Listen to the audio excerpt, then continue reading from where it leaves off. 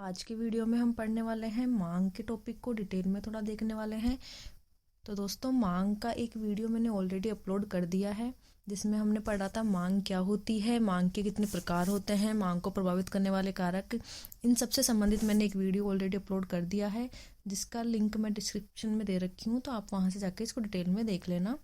अभी आज की वीडियो में अपन देखने वाले हैं मांग में परिवर्तन या मांगी गई मात्रा में मांग में परिवर्तन या मांगी गई मात्रा में परिवर्तन। तो दोस्तों, आज हम यही देखने वाले हैं कि मांग में परिवर्तन, जो अपन बोलते हैं कि मांग में परिवर्तन हुआ है या फिर मांगी गई मात्रा में परिवर्तन हुआ है, तो दोनों चीज़ें एक ही हैं फिर ये अलग अलग हैं। इसी चीज़ को मैं आपको समझाने वाली हूँ। तो देखो, मांग में परिवर्तन या मांगी गई मात्रा में परिवर्तन दोनों एक ही अर्थ लगाया जाता है, परंतु अर्थशास्त्र में इन दोनों का अर्थ अलग अलग है। कि वैसे तो अपने को सुनने में आता है तो अपने को लगता है कि दोनों का मतलब एक ही है, लेकिन इकोनॉमिक्स में इन दोनों का अर्थ अलग अलग है। वो कैसे? मांग की मात्रा में जो परिवर्तन होता है, कि मांग की मात्रा में जो परिवर्तन हो रहा है उसको बोलते हैं मांग का विस्तार या संकुचन। ये वर्ड आप अच्छे से याद रखना कि मांग का विस्तार या संकुचन किसको बोलते हैं? जब मांग की मात्रा में परिवर्तन हो। और जब मांग वक्र में परिवर्तन होता है तो उसको बोलते हैं मांग में कमी या वृद्धि। तो दो टर्म अपने सामने आ गई, एक है मांग का विस्तार या संकुचन, एक है मांग में कमी या वृद्धि। इन दोनों को ही अपन डिटेल में पढ़ने वाले हैं, क्योंकि बहुत बार एग्जाम्स में या फिर कंपटीशन एग्जाम्स में पूछ लिया जाता है कि मांग का विस्तार और संकुचन क्या है और मांग में कमी या वृद्धि क्या है। क्योंकि मांग का विस्तार, अपने को लगता है मांग में वृद्धि ही मांग का विस्तार है ना, और मांग में कमी ही मांग का संकुचन है, लेकिन दोनों चीज़ें दोस्तों अलग अलग होती हैं। तो सबसे पहले अपन देखते हैं मांग का विस्तार या संकुचन क्या होता है। तो दोस्तों, इसमें है जब किसी वस्तु की मांग में परिवर्तन अन्य बातों को स्थिर रहने पर, मतलब अन्य जो मांग को प्रभावित करने वाले कारक थे इनके स्थिर रहने पर केवल कीमत में परिवर्तन होने पर हो। इसके अंदर वही है कि कीमत में परिवर्तन होगा और मांग को प्रभावित करने वाले अन्य कारक क्या होंगे? स्थिर रहेंगे। और ओनली कीमत में परिवर्तन के कारण मांग में जो परिवर्तन होगा उसको बोलेंगे मांग का विस्तार या संकुचन। इसके बाद है दोस्तों, तो दोस्तों इसको अपन इस रेखा चित्र से देखने वाले हैं। एक रेखा चित्र में अपने दिखाया है मांग का विस्तार और एक तरफ दिखाया है अपने मांग का संकुचन। तो देखो, इसके अंदर मांग का विस्तार के अंदर क्या है? मांग, कीमत अपनी पी पे है तो मांग अपनी क्यू है ना। कीमत जैसे कम होके P1 हो गई तो मांग अपनी बढ़ करके क्या हो गई? Q1 हो गई। तो कीमत की वजह से इस मांग के अंदर जो परिवर्तन हुआ, मांग जो बढ़ी है अपने Q से Q1 पे हुई है, इसी को बोलेंगे मांग का विस्तार। इधर कीमत अपनी P थी, मांग Q थी। जैसे कीमत में वृद्धि कर दी, मांग कम हो गई, तो कीमत में यहाँ पर भी क्या हुआ? ओनली कीमत में परिवर्तन की वजह से मांग में जो परिवर्तन हुआ अर्थात मांग कम हुई, तो उसको बोलेंगे मांग का संकुचन। उपभोक्ता एक ही मांग वक्र पे है, मांग वक्र एक ही है ना अपना, सिर्फ कीमत में परिवर्तन की वजह से मांग में परिवर्तन हो रहा है, तो इसको बोलेंगे मांग का विस्तार या मांग का संकुचन। अब आता है ये रेखा चित्र का वर्णन है कि रेखा चित्र में ए व बी में क्षैतिज अक्ष पर मांग मात्रा को, लंबवत अक्ष पर कीमत को लिया गया। क्षैतिज अक्ष पे अपने मांग को लिया है, लंबवत पे कीमत को लिया है। ओपी कीमत पर मांग OQ है। अगर कीमत में कमी कर दी जाए तो OP1 पर मांग बढ़कर OQ1 हो जाती है। मतलब वही अपन देख लेते हैं ना इधर, कि जैसे कीमत ये है अपनी, OP कीमत के ऊपर ये O हो गया, ये OP1 कीमत, OP कीमत थी, तो OP कीमत पर आपकी मांग क्यों थी? OP कीमत पर मांग क्यों? अगर कीमत में कमी कर दी जाए, कीमत को कम करके P1 कर दिया जाए ना, तो मांग बढ़ के क्या हो जाएगी? Q1। तो इसको ही मांग का विस्तार कहेंगे। तो यही रेखा चित्र का वर्णन हो गया। फिर रेखा चित्र बी, रेखा चित्र बी के अंदर भी क्या है कि रेखा चित्र बी के अंदर वही है OP कीमत सबसे पहले और फिर OP OQ मांग। जैसे मान लो ये अपना रेखा चित्र जिसमें OP कीमत थी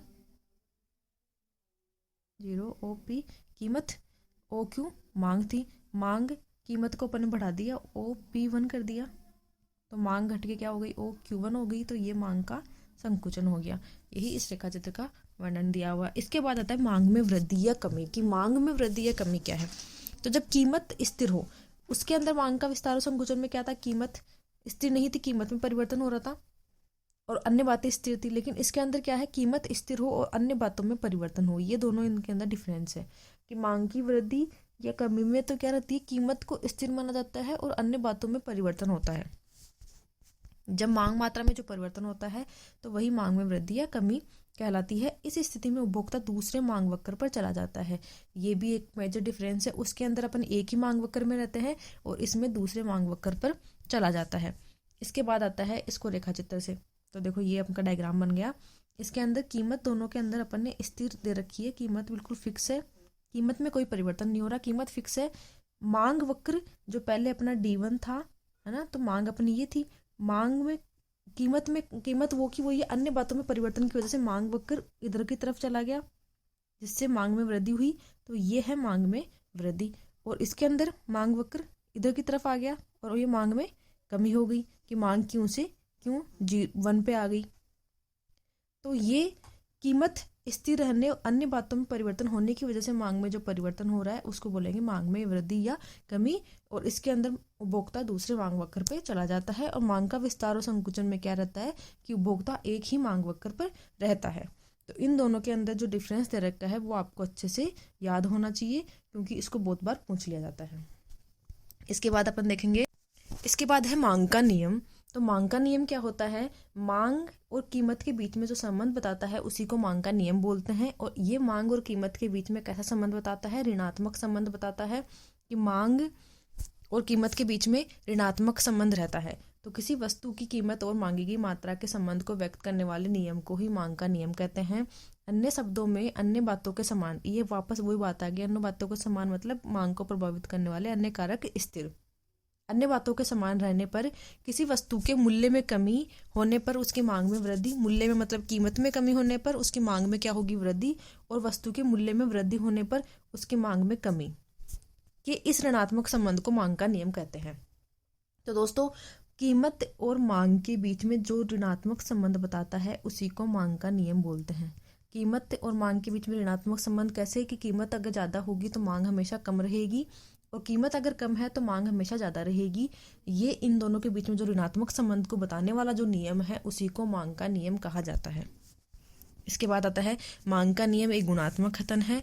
प्रोफेसर सैमुअल्सन ने के शब्दों में, यदि बाजार में किसी वस्तु की अधिक मात्रा उपलब्ध करवाई जाए तो अन्य बातों के समान रहने पर वह कम कीमत पर बेची जाएगी। मतलब अगर अपन ज़्यादा मात्रा बेच रहे हैं तो वो कम कीमत पर बेची जाएगी, ज़्यादा कीमत पर नहीं बेची जाएगी। वस्तु की कीमत व मांग में ऋणात्मक संबंध को नियम को निम्न प्रकार से दर्शाया जाता है। ये इनके बीच में रिलेशन हो गया जो ऋणात्मक संबंध को दर्शाता है। ये रिलेशन इसी तरीके से होता है कि जैसे मान लो कोई भी चीज़ है, मैं एक एग्जाम्पल से बताती हूँ। ये चीज़ दे रखी ना, तो इन दोनों के बीच में हमेशा ऋणात्मक संबंध रहेगा। जैसे मान लो 100 को अगर मैं 4 से डिवाइड करूँगी, अब मैंने इसको बढ़ाया है तो ये इधर वाला क्या हो जाएगा? कम हो जाएगा। इसको बढ़ा दिया तो मैंने ये कम हो गया ना। तो ये हमेशा जो इधर नीचे रहता है, इधर बराबर में रहता है, इन दोनों के बीच में हमेशा क्या रहता है? ऋणात्मक संबंध रहता है। तो ये इनके संबंध को दर्शाता है P = 1/Q। मांग के नियम की मान्यताएं। अब है मांग के नियम की मान्यताएं कि ये जो मांग के नियम के अंदर जो बात बोली गई है ना कि इन दोनों के बीच में ऋणात्मक संबंध है, ये चीज़ें कब लागू होंगी?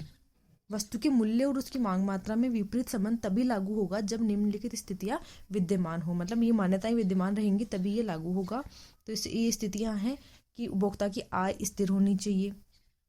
अगर उपभोक्ता की आय में परिवर्तन होता है, आय में वृद्धि हो जाती है उपभोक्ता की, तो वह ज़्यादा कीमत पर भी वस्तुओं की मांग ज़्यादा करता है। तो उस स्थिति में कीमत कम होने पर मांग बढ़ती नहीं है और कीमत ज़्यादा होने पर मांग घटती नहीं है, क्योंकि उसकी आय ज़्यादा रह गई तो वो ज़्यादा कीमत पर भी वस्तु खरीद सकता है। दूसरा है उपभोक्ता की रुचि पसंदगी में कोई परिवर्तन नहीं होना चाहिए। अगर उपभोक्ता की रुचि ज़्यादा है किसी वस्तु के अंदर तो वो ज़्यादा कीमत पर भी उस वस्तु की मांग अधिक करता है। तो अगर ये चीज़ स्थिर नहीं रहेगी उपभोक्ता की रुचि, तो फिर ये नियम लागू नहीं होगा कि कीमत ज़्यादा होने पर मांग कम हो रही है। संबंधित वस्तुओं की कीमतों में परिवर्तन नहीं होना चाहिए। संबंधित वस्तुएं वही है, पूरक और प्रतिस्थापन, इनमें परिवर्तन नहीं होना चाहिए। भविष्य में कीमत परिवर्तन की संभावना नहीं होनी चाहिए। वही है कि अगर अपने को पता रहे कि भविष्य में कीमत बढ़ने वाली है, कम होने वाली है, तो अपन उस हिसाब से मांग में परिवर्तन कर देते हैं। वहाँ पे कीमत का बढ़ने की वजह से मांग नहीं घटती, ऐसा कुछ भी नहीं होता। तो ये सभी वही हो गए, मांग को प्रभावित करने वाले कारक हो गए सारे के सारे, जिनको अपन वैसे भी स्थिर मांग के चलते हैं कि मांग को प्रभावित करने वाले सभी कारक क्या हो? स्थिर हो, तभी मांग का नियम लागू होगा। तो ये हो गया दोस्तों मांग का नियम।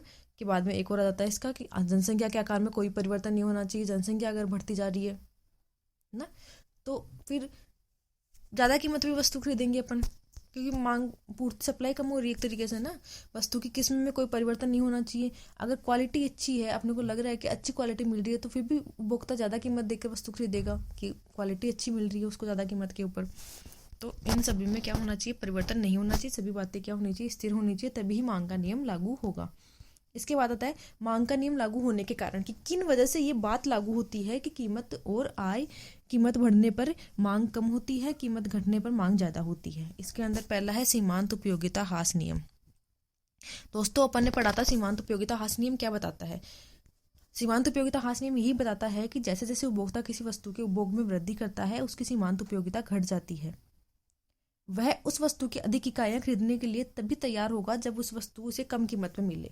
मतलब अपन ने पहले ही पढ़ा था कि जैसे जैसे अपन इकाइयां बढ़ाते जाते हैं, ज़्यादा उपभोग करते हैं, वैसे वैसे उसकी उपयोगिता अपने लिए कम होती जाती है। जैसे मान लो एक सेव है, तो मैंने एक सेव खा लिया, फिर मैंने दूसरा सेव खा लिया, फिर मैंने तीसरा सेव खा लिया, मैं आराम से इजीली सेव खाई जा रही, तो मुझे धीरे धीरे उसकी उपयोगिता मुझे कम मिल रही है, मुझे उसमें इंटरेस्ट कम आ रहा है ना।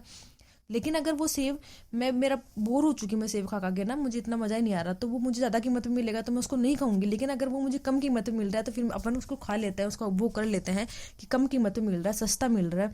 इसलिए कोई भी वस्तु की अगर ज़्यादा इकाइयों का उपभोग किया जाता है तो वो अपने को कम कीमत में मिले तभी अपन करेंगे, वरना नहीं करेंगे, क्योंकि उसकी उपयोगिता अपने लिए कम हो जाती है। यही बात है, इसीलिए मांग का नियम लागू होता है। दूसरा है आय प्रभाव। आय प्रभाव में दोस्तों यही है कि वस्तु की कीमत में वृद्धि होने पर उपभोक्ता की क्रय शक्ति या वास्तविक आय घट जाती है। वस्तु की कीमत में वृद्धि होगी जिसके कारण उपभोक्ता पहले की तुलना में कम खर्च करना पड़ता है उसको। जैसे मान लो अब उपभोक्ता के पास में 1000 रुपये हैं महीने के खर्च करने के लिए, 1000 रुपये में वो 10 वस्तुएं खरीद के लाता है। लेकिन अगर मान लो कीमतें बढ़ जाती हैं, तो अब उसको 1000 रुपये में अगर 8 वस्तुएं मिल रही हैं तो उसको उपभोग कम करना पड़ता है ना। वो वस्तुओं की मात्राओं में कमी करेगा, क्योंकि उसकी आय तो उतनी की उतनी है, लेकिन कीमतें ज़्यादा हो गई तो वो कम वस्तु खरीद पाता है, तो अपने आप ही वो ज़्यादा कीमत होने पर कम वस्तुएं मांग मात्रा अपनी कम कर देगा। तीसरा है प्रतिस्थापन प्रभाव। जब किसी वस्तु की कीमत में वृद्धि होती है तो उपभोक्ता उसकी स्थानापन्न वस्तुओं को अधिक खरीदेगा, जिससे उसकी मांग मात्रा में कमी आ जाती है। वही है कि जैसे मान लो कोई भी कीमत है, वस्तु की कीमत में वृद्धि होगी तो अपन ट्राई करेंगे कि उसकी जगह पे अपन उसको स्थापित करने वाली या उसको स्थानापन्न करने वाली दूसरी वस्तु को काम में लेने लग जाए, तो अपने आप ही फिर उस वस्तु की मांग अपन क्या कर देंगे, कम कर देंगे। उसके बाद आता है क्रेताओं की संख्याओं में परिवर्तन। वस्तु की कीमत में परिवर्तन का प्रभाव उपभोक्ताओं की संख्याओं में पड़ता है। अगर कीमत कम होती है तो लोग उस वस्तु को खरीदने में जो असमर्थ थे वो भी उसकी मांग को बढ़ा देते हैं। जैसे मान लो अनार है, अनार की कीमतें हमेशा ज़्यादा रहती हैं तो उसको कम लोग खरीदते हैं, लेकिन उसकी मांग भी फिर कम रहती है। लेकिन अगर अनार की कीमतें कम हो जाए, वो सस्ते में मिलने लग जाए अपने को ना, केले के भाव में मिलने लग जाए, तो लोग उसको ज़्यादा खरीदेंगे, ज़्यादा उसको काम में लेंगे, उसके खरीदने वाले लोगों की संख्या क्या हो जाएगी, अपने आप ही बढ़ जाएगी। तो यहाँ पे फिर वो बात लागू हो गई ना कि कीमत कम होते ही मांग अपने आप क्या हो गई, ज़्यादा हो गई। तो ये सभी मांग के नियम लागू होने के कारण हैं। इसके बाद आता है मांग के नियम के अपवाद, कि कुछ ऐसे अपवाद हैं जहाँ पे मांग का नियम लागू नहीं होता। इन बातों के लागू होने पे यहाँ पे ये जो बात है अपनी कीमत ज़्यादा रहेगी तो मांग कम रहेगी, ये वाली बात लागू होती नहीं है। तो ये ऐसे अपवाद कौन कौन से हैं। पहला अपवाद है प्रतिष्ठित वस्तुओं का मूल्य। कुछ वस्तुएं ऐसी होती हैं जो प्रतिष्ठा के लिए, शान शौकत के लिए पहनी जाती हैं, काम में ली जाती हैं, तो उन वस्तुओं का जितना मूल्य जितना ज़्यादा रहेगा वो उतनी ज़्यादा काम में ली जाएंगी। जैसे सोना, चांदी, हीरे जवाहरात, आभूषण आदि महंगे होने पर धनी व्यक्ति इनको अधिक खरीदता है, क्योंकि वो तो है ही उनकी मतलब पर्सनैलिटी दिखाने के लिए, शान शौकत दिखाने के लिए कि हम इतने अमीर हैं, ये चीज़ दिखाने के लिए वो उसको काम में लेते हैं। तो ऐसी वस्तुओं को तो वो जितना ज़्यादा महंगी वस्तु पहनेंगे उतना ही ज़्यादा उनको खरीदते हैं कि हम दिखाने के लिए होती है वो। तो प्रतिष्ठित वस्तुओं का मूल्य, प्रतिष्ठित जो वस्तुएं होती है वहाँ पे मांग का नियम लागू नहीं होता। दूसरा है संकटकालीन समय। अगर संकटकालीन समय हो, युद्ध, अकाल, बाढ़ आदि की स्थितियाँ हो, तो यहाँ पे कीमत ज़्यादा हो तो भी उपभोक्ताओं को वस्तुओं की मांग ज़्यादा करनी पड़ती है, क्योंकि ऐसी स्थिति में उनको खरीदनी ही पड़ती है वस्तुएं। उसके बाद आता है उपभोक्ता की अज्ञानता। कभी कभार उपभोक्ता को लगता है कि वो ऊंची कीमत देखकर, वस्तु की ऊंची कीमत देख करके वो अधिक श्रेष्ठ और टिकाऊ वस्तु खरीद रहा है। उसको ये लगता है कि अपन ज़्यादा कीमत दे रहे हैं तो मतलब अपन अच्छी वस्तु खरीद रहे हैं, तो इस चक्कर में वो वस्तु की कीमत ज़्यादा होने पर फिर उसकी मांग ज़्यादा करते हैं। तो ये भी एक मांग के नियम का अपवाद है। फिर आता है जीवन की अनिवार्य वस्तुएं, जो भी मांग का नियम का अपवाद है। जैसे मान लो कि बहुत ज़्यादा कंपल्सरी कोई चीज़ हो अपने को, जो तो अनिवार्य वस्तुओं में आ गई, तो उनकी कीमत ज़्यादा रहती है तो भी अपन उनको खरीदते ही हैं, उनको अपने को खरीदना ही पड़ता है। जैसे डेली यूज में आने वाली चीज़ें हो गई, उनको अपने को खरीदना ही पड़ता है। पांचवा आता है गिफिन का विरोधाभास। गिफिन का विरोधाभास, इसको दोस्तों ये अपना अलग से भी आता है, इसका मैं शॉर्ट वीडियो एक अलग से बनाऊंगी अच्छे से। ये भी मांग के नियम के अपवाद के रूप में जाना जाता है। गिफिन वस्तु कुछ ऐसी वस्तुएं, ऐसे हीन या निम्न वस्तुएं होती हैं जिन पे मांग का नियम लागू ही नहीं होता। जिन वस्तुओं को कीमत ज़्यादा होने पर ज़्यादा खरीदा जाता है और कीमत कम होने पर उन वस्तुओं को कम खरीदा जाता है, ऐसी वस्तुओं को गिफिन वस्तु बोला जाता है। तो ये वस्तुएं हैं, इन पे भी मांग का नियम लागू नहीं होता। तो दोस्तों आज की वीडियो में अपन यही देखने वाले हैं। अपन ने दो चीज़ें पढ़ी है, मांग का नियम और मांग में वृद्धि या कमी, और मांग का विस्तार और संकुचन।